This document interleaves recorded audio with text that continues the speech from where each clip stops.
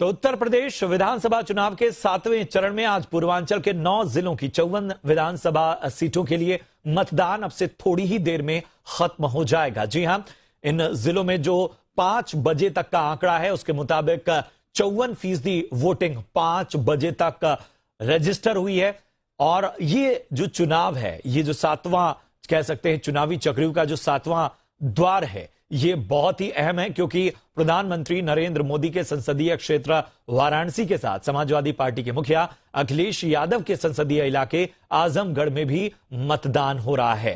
तो अभी तक अलग अलग जो तस्वीरें और खबरें आई हैं उसके मुताबिक अब तक जो मतदान है वो 5 बजे तक का आंकड़ा 54% पूरे उत्तर प्रदेश में अब तक पोलिंग हुई है। और इस खबर पर ज्यादा जानकारी के साथ वाराणसी से हमारे साथ जुड़ रहे हैं मेरे सहयोगी शिवांग मिश्रा। शिवांग, जाहिर सी बात है कि 5 बजे तक के आंकड़े जो बता रहे हैं वो यही कह रहे हैं कि एक बेहतर पोलिंग परसेंटेज हमें देखने को मिल सकता है। जरा दिन भर का हाल बताएं, किस तरह के समीकरण हैं और 7वां दौर किन मायनों में महत्वपूर्ण?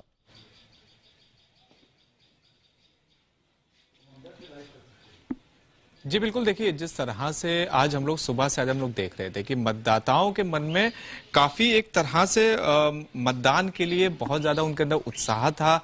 बहुत सारी ऐसे हम लोग को पोलिंग स्टेशन मिले जहां पर जो मतदाता थे वो पोलिंग स्टेशन के बाहर तक खड़े हुए थे। कड़ाके की धूप थी, 32 डिग्री टेम्परेचर था, फिर भी मतदाता मतदान करने के लिए आ रहे थे। तो ये तो लोकतंत्र के पर्व के लिए सबसे अच्छी चीज थी। ये फेज इसलिए इतना ज्यादा महत्वपूर्ण है क्योंकि देखिए पूर्वांचल का जो पूरा पूर्वांचल कवर हो रहा है इस फेज में। प्रधानमंत्री नरेंद्र मोदी का जो उनका जो यहाँ पर संसदीय क्षेत्र वाराणसी वो भी इसी उसमें आता है फेज में। और उसके साथ साथ पूर्वांचल जो है वो भाजपा की 2017 और 19 दोनों में थोड़ी सी एक तरह से उनके लिए सरदर्द रही थी क्योंकि 2019 में हम लोगों ने देखा था कि पूर्वांचल में भाजपा की सीटें कुछ कम रही थी पिछली बार से जो 2014 के मुकाबले। तो इसीलिए भाजपा ये नहीं चाहती थी कि जो 2019 में जो हुआ था, जिस समय सपा बसपा का साथ में वो दोनों लोग मिलकर चुनाव लड़ रहे थे, तो जिस तरह से उनकी सीटें कमी थी, तो भाजपा चाहती थी कि 2022 में भी वो सीटें बनी रहे ताकि अगर कोई ऐसी स्थिति आए कि वहां पर कांटे की लड़ाई हो भारतीय जनता पार्टी और यहां पर सपा की, तो भारतीय जनता पार्टी लूज ना करे और वो वहां पर सरकार बना ले। उसी तरह जो समाजवादी पार्टी थी, समाजवादी पार्टी ने इस बार पूर्वांचल में कई तरह की सोशल इंजीनियरिंग करी थी। हम लोगों ने देखा था कि किस तरह से ओम प्रकाश राजभर की पार्टी के साथ उन्होंने समझौता करा था।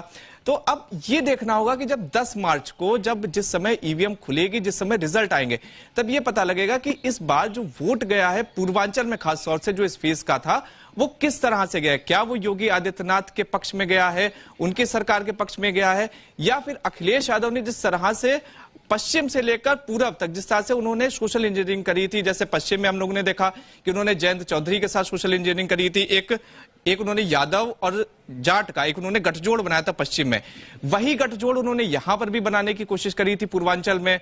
तो अब यह देखना होगा कि किस तरह से वो जो उनका गठजोड़ है वो सफल हुआ है। और उसके अलावा जिस तरह से सुहेल देव समाज पार्टी ने इस बार मुख्तार अंसारी के बेटे को टिकट दिया था, तो उसकी वजह से एक तरह का मैसेज देने की कोशिश करी गई कि जो मुसलमान संप्रदाय है उसके साथ समाजवादी गठबंधन पूरी तरह से खड़ा है, फिर चाहे वो कोई भी व्यक्ति हो। तो अब ये देखना होगा कि जो मुस्लिम संप्रदाय का वोट है वो किस तरह से गया है, क्या वो बटा है मायावती और सपा के बीच में, या फिर वो वहां पर एक तरफा गया है।